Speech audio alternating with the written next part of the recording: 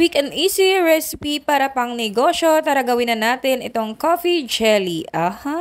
Yan, nagluto na pala ako niyang gulaman at hindi ko na napikita sa inyong pagluluto pero 6 cups na rin yan. Or lutuin mo kung gusto mo makunat-kunat, bawasan mo ang tubig niya. Kung halimbawa 6 cups dapat ang tubig, ang lagay mo lang ay 5 cups or 4 and a half. Bahala ka kung anong kunat ang gusto mo. At yan, meron lang akong chilled. Chilled po yan ha. Yung all-purpose cream ko. Tsaka condensed, hindi niyang chilled. Siyempre, di mo ma-chill yan. Nakalata yan eh. Tsaka evaporada. Bahala kayo kung anong brand ang gagamitin mo. Pero yan ang pinili ko kasi mas mura po yan. Binili ko lang sa O-Save, ang bagong bukas na tindahan. Ang gamit ko palang gulaman dyan ay kulay puti. Nilagyan ko lang siyang kape at saka asukal dahil wala akong makitang gulaman na itim. Pero merong gulaman na itim ha. Maghanap-hanap lang po kayo dyan sa mga palengke sa inyo or kahit sa ang tindahan. Meron po yan pero sa amin po ay wala akong nakita. Kaya yung puti na ang ginamit ko. At syempre wala na akong ibang ingredients yan. Yun lang po ang pinakita ko sa inyong ingredients. Kaya hindi kayo mamomroblema yan dahil anywhere, anytime pwede kayong mamili.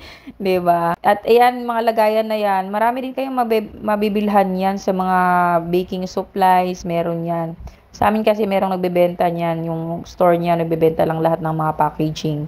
Dahil sa amin po, bawal po ang styro, kaya ganyan mga gamit namin, tsaka yung pang, paper plate, mga ganun. Tapos, iyan ang nagawa ko, 6 na, yung pinakamaliit na yan, yung benta pala namin dyan is 15 pesos per piece. Punong-puno ko yan. Sabi nga natin, MJ, dapat hindi ko na pinuno. Punong-puno Wala akong magawa. Yan na yan Hindi ko na pwedeng bawasan. Kasi nga, magdudumi lang ako dyan. 10 pesos isa niyan. Tapos, nakalimutan kung ilang ml yan. Tapos, yung pangalawang bilog na yan is 30 pesos. 250 ml po yan.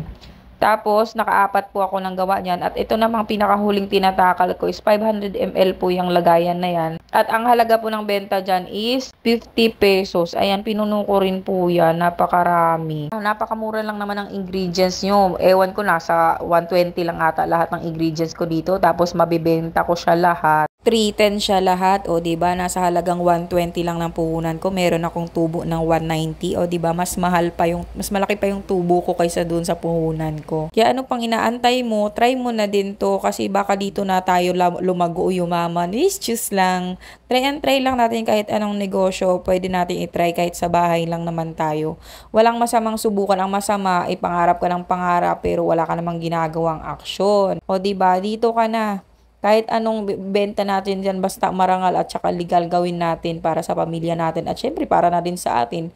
Dahil magastos tayo at ambisyosa tayo, kailangan natin ng extra income. Dahil di kakayanin ng sahod natin ang mga luho natin. Hindi lang tayo matindi kumain. Matindi rin tayo sa mga gastusin. Yun lang. Thank you for watching. I hope you enjoy. Bye-bye!